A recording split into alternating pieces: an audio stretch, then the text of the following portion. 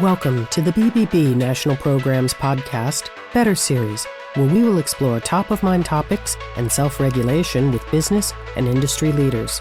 Together we seek to understand the leading trends and innovations that continue to push the envelope in today's marketplace. Thank you for joining us today on the Better Series podcast. I'm James Lee. There's a fairy tale we all remember from childhood where the moral of the story is simple. Don't kill the goose that lays the golden egg. Fast forward to today, and we may be witnessing the high-tech version of what happens when you ignore that advice. So, once upon a time, in 1994, a programmer in Silicon Valley created the web cookie. That's a small piece of software code that helps grease the wheels of e-commerce by tracking what websites you visit. Over time, cookies have become more sophisticated, and the amount of data collected from consumers, often without their express knowledge or permission, has piled up in databases to be sliced, diced, and shared to help businesses grow. Consumers grumble from time to time, but the result of the data sharing has been highly targeted ads, offers, and suggestions that appeal to likely buyers. Then in May 2018, the world changed with the arrival of a new European privacy law.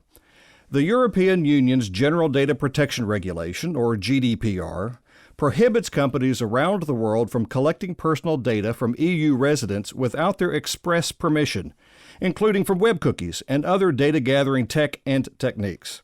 And soon, California residents can tell companies not to use their data for marketing, a move that is already prompting calls for similar consumer rights for all U.S. residents. Marketers who have been accustomed to unfettered access to detailed consumer data suddenly find themselves like those fairy tale characters in a dark and scary place. And that's where our story begins today. What's a sales and marketing team to do when you have less consumer data to fuel your lead generation engine?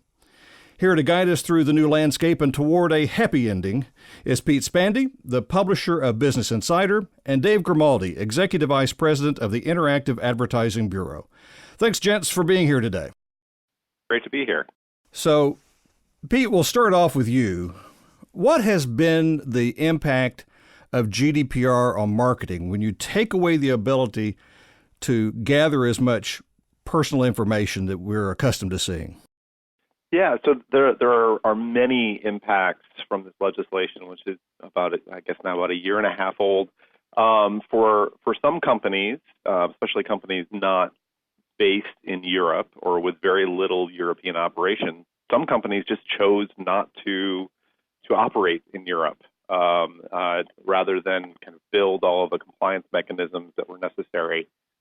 Certainly for marketers residing in Europe and for marketers who are doing a lot of business in Europe, they have really had to change their marketing strategies pretty considerably. And for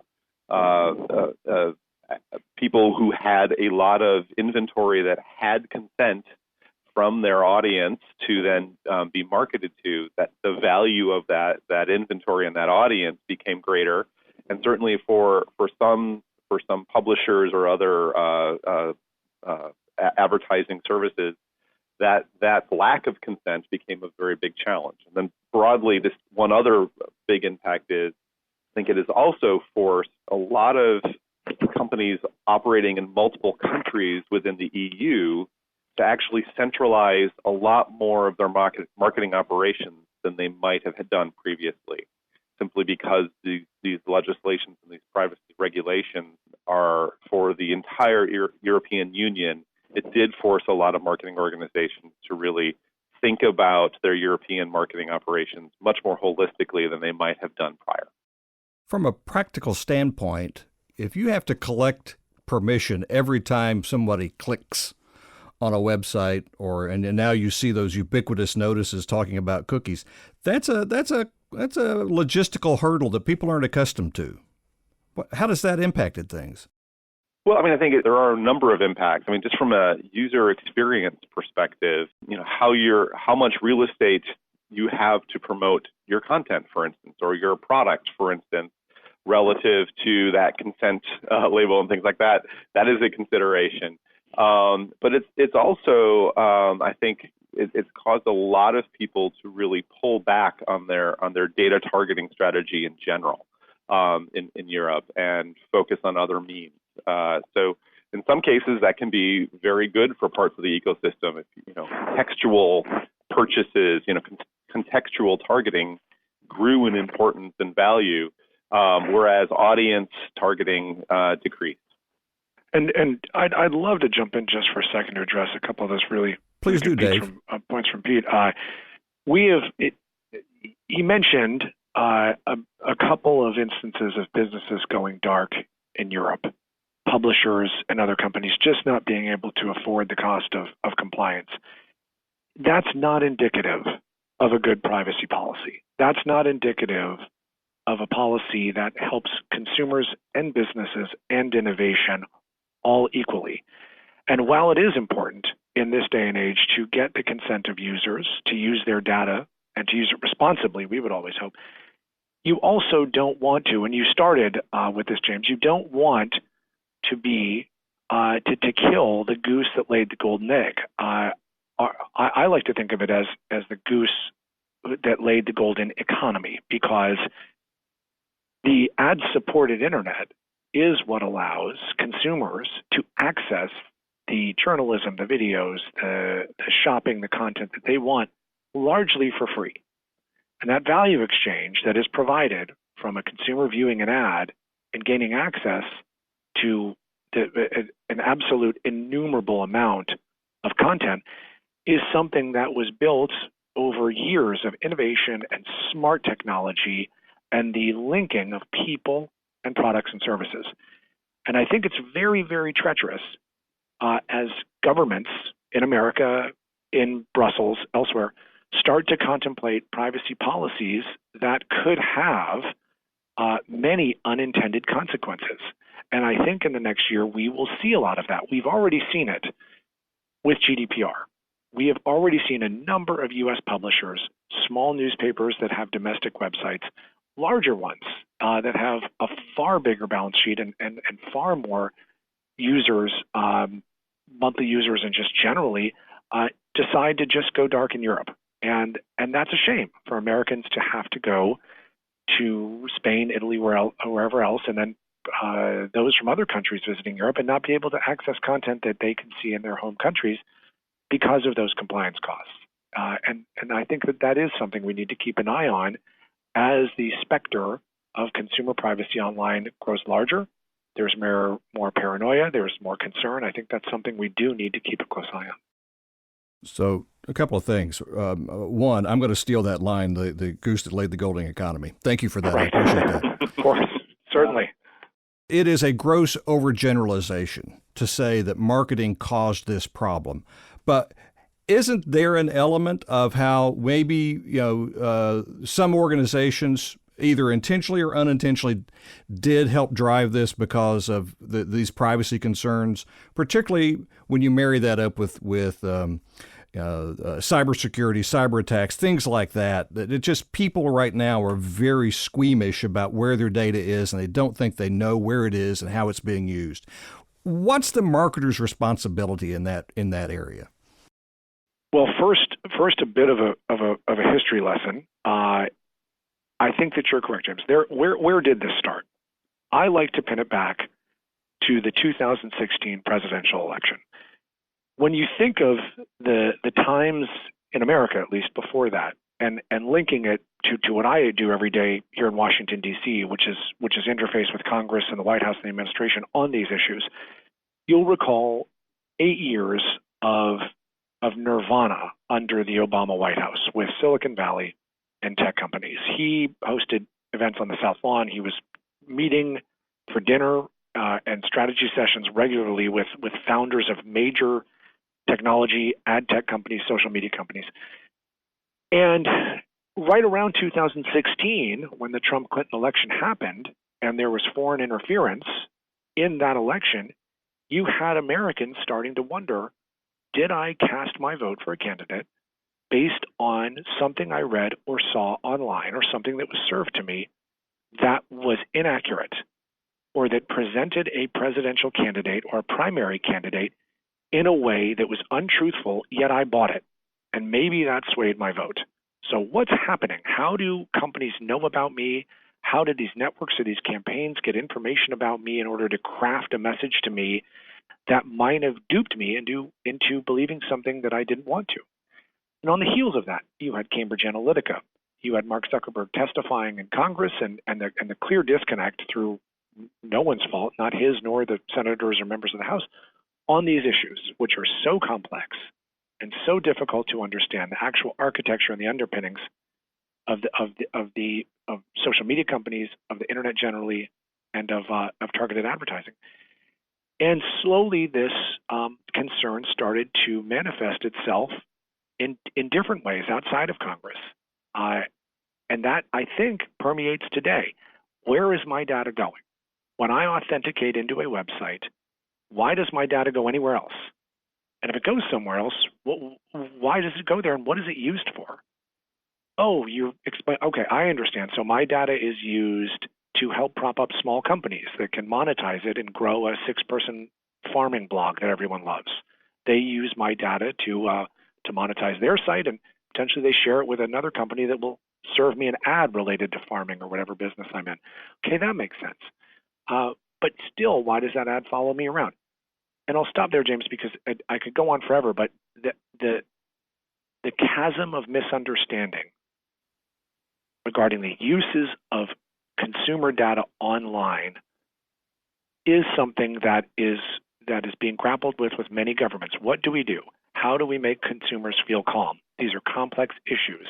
How do we keep the online economy humming the way that it has been, even when consumers are dumping scores of personal data and pieces about themselves, their shoe size, their address, their friends, online every day, just handing it over? Yet, how do we protect them when they hand it over? What are the responsibilities on companies for handling that data when it's given to them? All very vexing issues. Yeah, very complex. So, Pete, as a practical matter, you wrote a blog recently, and you coined the term. I don't know if you coined it, but I'm going to give you credit for it anyway. I'll take it. Sure. Of cookie apocalypse, yes. Which is because it is the thing that marketers have relied on for now 20 plus years, and just the practical reality of trying to get a permission every time there's a cookie attached whenever you make a click. That's just it's impractical, and I think everybody has acknowledged that. But you have some very practical advice for marketers what they should be doing in this new reality, because it's going to be our reality for a while. So what is it people should be doing?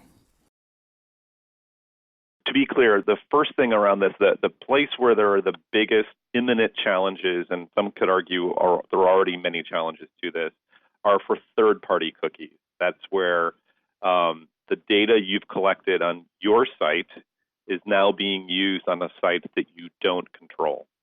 So any kind of audience marketing, so maybe an abandoned shopping cart where you are marketing to that person on some other site. It's the cookie that you collect on your site that is now going where you aren't, that is in jeopardy of being eliminated from a lot of different marketing channels. So the first advice we have is develop a plan as if it goes away.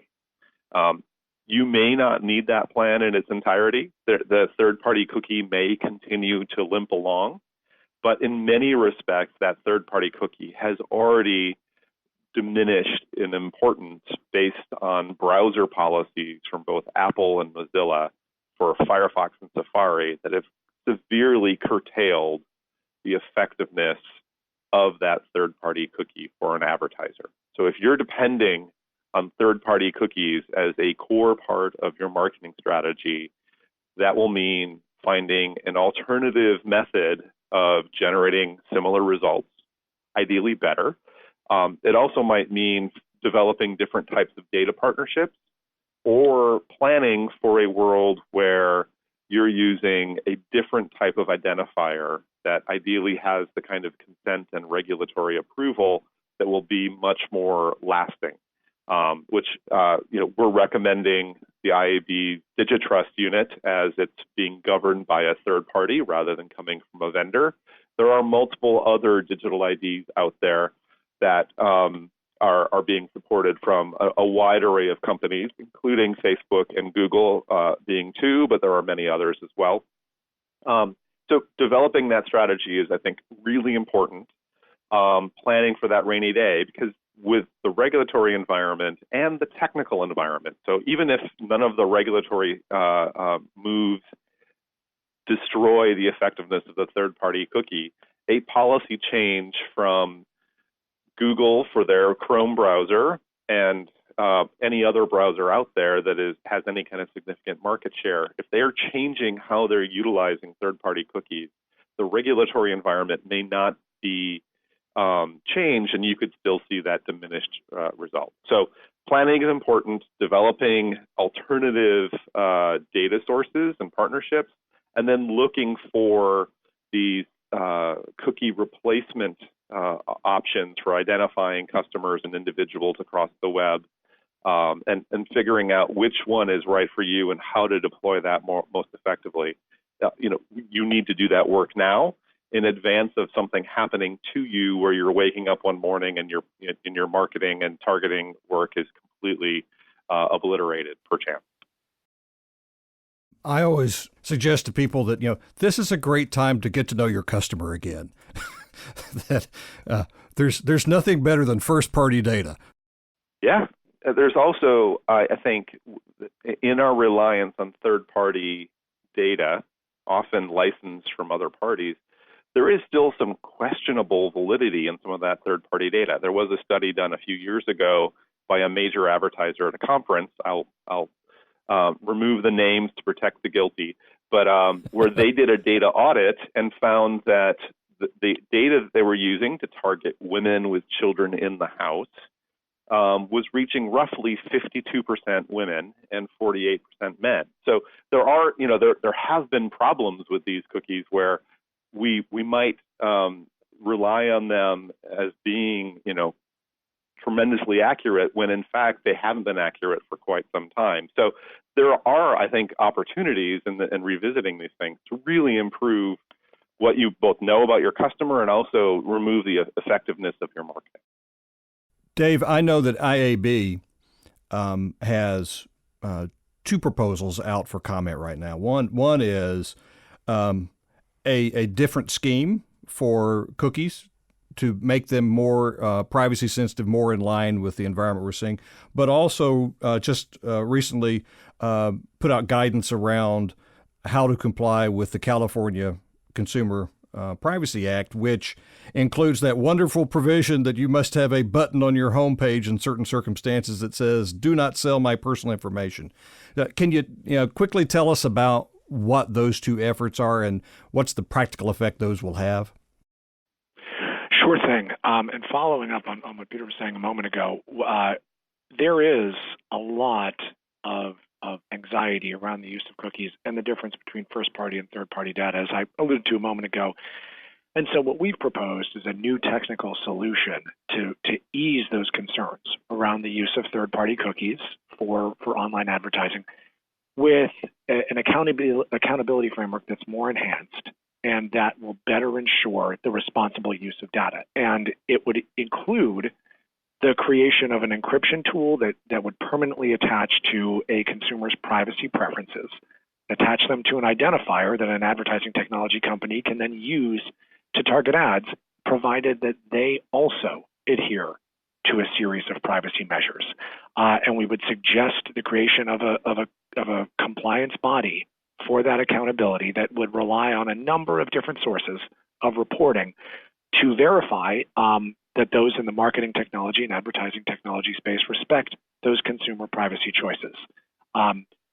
We've seen this in congressional testimony that we've given and just through meetings in the U.S. House and Senate and in Sacramento, going right to the heart of what happens to my data when it's passed around online and how is there more accountability? And is the cookie regime completely broken? It's been demagogued for quite some time, and perhaps it's time for a full new look under the head, because we're faced with compliance issues and with consumer concerns, and we have to demonstrate that we are responsible stewards. The self-regulatory framework that has been used thus far has been policy-based, but perhaps it should be technically based and in the creation of policies to ensure that compliance.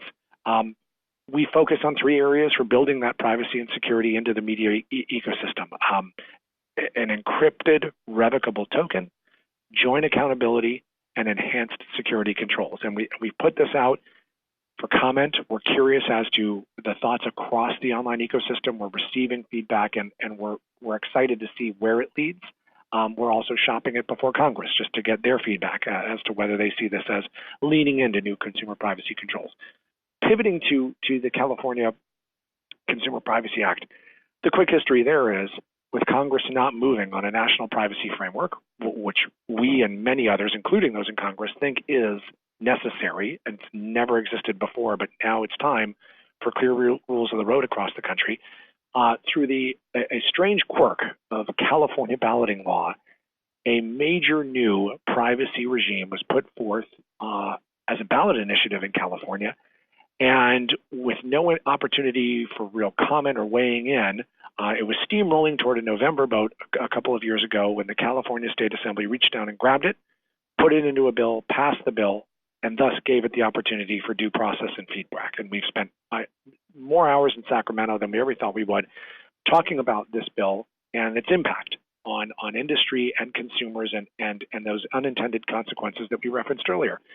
So what we have done to try to help publishers and ad tech companies and others comply with this new law that, as you said, James, will give consumers the option on a homepage to click a button and thus preventing their data from being sold or shared.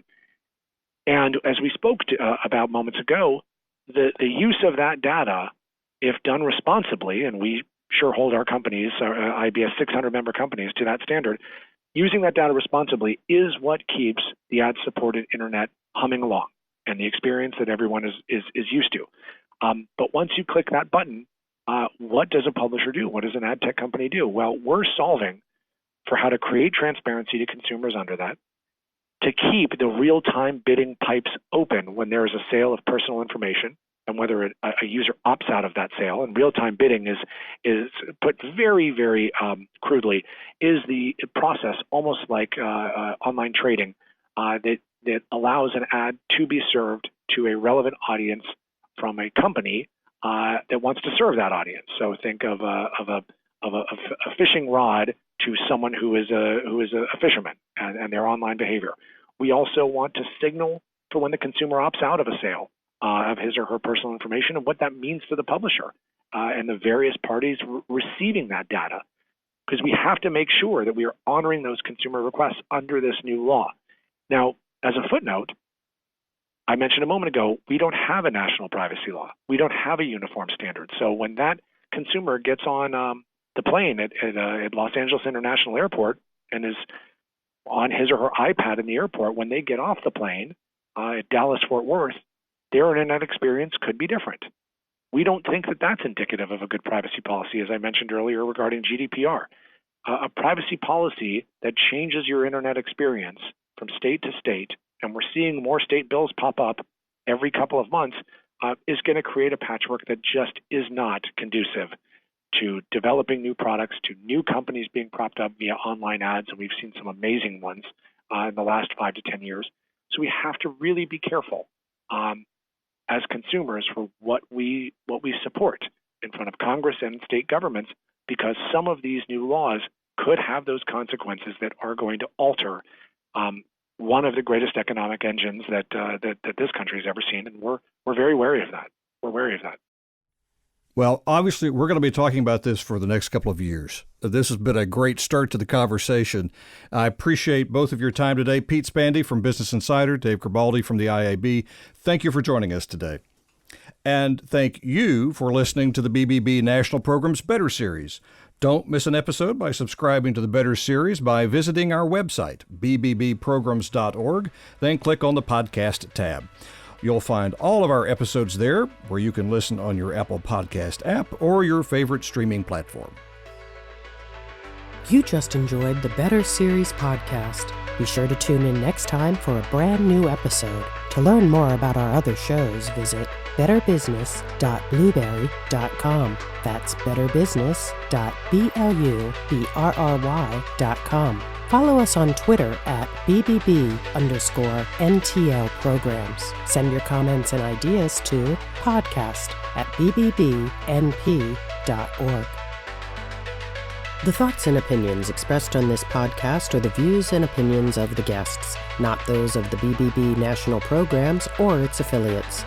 This podcast is for information and educational purposes only and is copyrighted with all rights reserved. This podcast is protected by Blueberry's Terms of Service.